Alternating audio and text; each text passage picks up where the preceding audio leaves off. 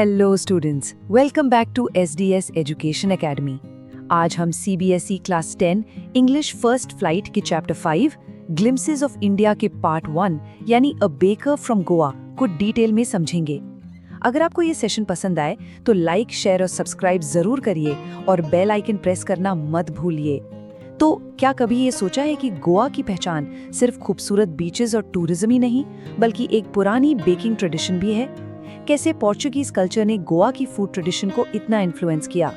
आज हम जानेंगे एक सिंपल बेकर की कहानी जो गोवा की कल्चर और ट्रेडिशन का एक बहुत इंपॉर्टेंट हिस्सा बन गया।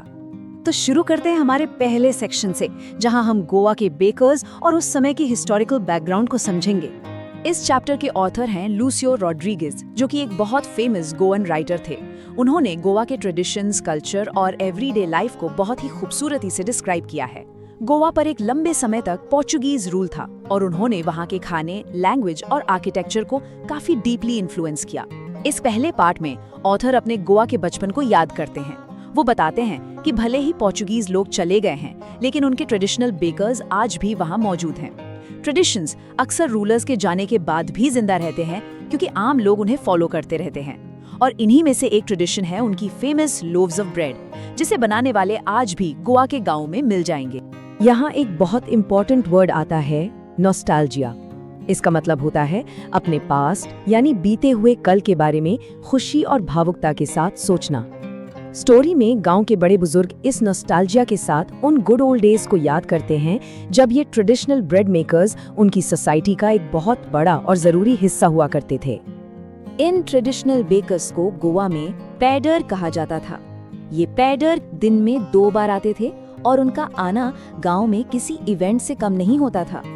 सबसे खास बात ये थी कि वो सिर्फ एक ब्रेड बेचने वाले नहीं थे, बल्कि गांव वालों के दोस्त, कंपेनियन और गाइड माने जाते थे। हर सुबह जब बेकर फ्रेश ब्रेड लेकर आता था तो उसकी एंट्री बड़ी शानदार होती थी। उसके पास एक बैम्बू का डंडा होता था। जब वो उसे जमीन पर मारता तो एक झंग झंग की आवाज आती थी। ये आवाज उसके आने की घोषणा करती थी, जिसे इंग्लिश में हेरल्डिंग कहते हैं। ये आवाज पूरे पड़ोस के लिए एक मॉर्निंग अलार्म की तरह काम करती थी और सबको नींद से जगा देती थी। जब पैडर आता था तो बच्चे उसकी बास्केट देखकर बहुत एक्साइटेड हो जाते थे। बड़े बुजुर्ग तो नॉर्मल लोव्स ऑफ ब्रेड लेते थे जो उनके घर की मेड सर्वेंट खरीदती थी, लेकिन बच्चों को चाहिए होती थी ब्रेड बैंगल्स यानी गोल आकार की मीठी ब्रेड रिंग्स। बच्चे इन स्वीट बन्स के लिए इतने पागल थे कि वो अपना मुंह धोने तक का वेट नहीं करते थे। वो मजाक में कहते थे कि एक बाघ यानी टाइगर कभी अपने दांत ब्रश नहीं करता। एकदम केयरफ्री बचपन। ब्रेड सिर्फ एक ब्रेकफास्ट आइटम नहीं थी, ये हर सेरेमनी और फेस्टिवल का मेन हिस्सा थी। एग्जाम के लिए ये पॉइंट्स याद रखना बहुत जरूरी है। जैसे शादियों के लिए मीठी ब्रेड, जिसे बोल कहा जाता था, वो कंपलसरी थी। सगाई यानी एंगेजमेंट में सैंडविचेस बनते थे और क्रिसमस या किसी और फेस्टिवल पर केक और बोलीनास का होना जरूरी था। बिना बेकर की भट्टी यानी फर्नेस के किसी भी गांव का सेलिब्रेशन अधूरा माना जाता था। ये साफ दिखाता है कि फूड कैसे हमारे कल्चर और ट्रेडिशंस को रिफ्लेक्ट करता है। पैडर की पहचान उनकी एक यूनिक ट्रेडिशनल ड्रेस से होती थी, जिसे कबाय कहते थे। पोर्चुगीज टाइम में ये एक सिंगल पीस लॉन्ग फ्रॉक होती थी जो घुटनों तक आती थी।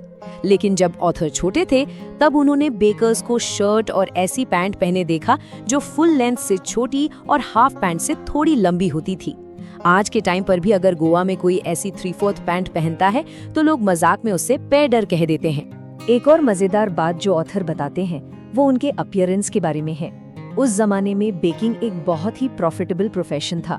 बेकर, उनकी फैमिली और उनके सर्वेंट्स हमेशा खुश और प्रॉस्परस दिखते थे। उनका गोल मटोल, हेल्दी यानी प्लम्प बॉडी इस बात का प्रूफ था कि वो भूखे नहीं मर रहे हैं।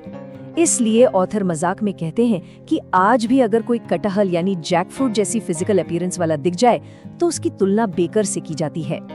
एग्जाम में हाई स्कोरिंग आंसर्स के लिए थीम्स और कैरेक्टर एनालिसिस समझना सबसे जरूरी है। इस चैप्टर में कुछ बहुत स्ट्रॉन्ग थीम्स छिपे हैं। पहला है कल्चरल हेरिटेज, कि कैसे ट्रेडिशनल ऑक्यूपेशंस हमारे हिस्ट्री को प्रिजर्व करते हैं। दूसरा है इम्पोर्टेंस ऑफ ब्रेड, कि फूड हमारे रिचुअल से कितना डीपली कनेक्टेड है। तीसरा है पोर्चुगीज इन्फ्लुएंस, कैसे एक फॉरेन कल्चर लोकल ट्रेडिशंस के साथ परमानेंटली घुल मिल गया। चौथा थीम है रिस्पेक्ट फॉर ऑनेस्ट वर्क, कि हर प्रोफेशन की अपनी डिग्निटी होती है।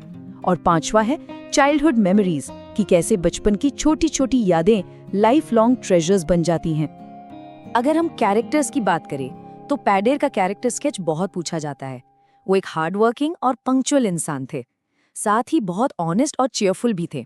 वो सिर्फ बिजनेसमैन नहीं, बल्कि सोसाइटी के रिस्पेक्टेड कंपेनियन और गोवन ट्रेडिशन के लिविंग सिंबल थे।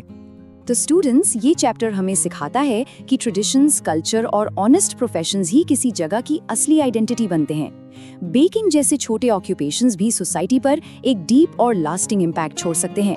हमेशा याद रखिए, हर प्रोफेशन की रिस्पेक्ट करनी चाहिए, क्योंकि हर काम हमारी कम्युनिटी के लिए जरूरी है। अगर आपको ये एक्सप्लेनर सेशन हेल्पफुल लगा हो तो लाइक, शेयर और सब्सक्राइब जरूर करिए। और हाँ, कमेंट करके बताइए कि आपकी सिटी या विलेज की कौन सी ट्रेडिशनल प्रोफेशन या फेमस फूड कल्चर आज भी जिंदा है। मिलते हैं चैप्टर 5 पार्ट 2 के साथ।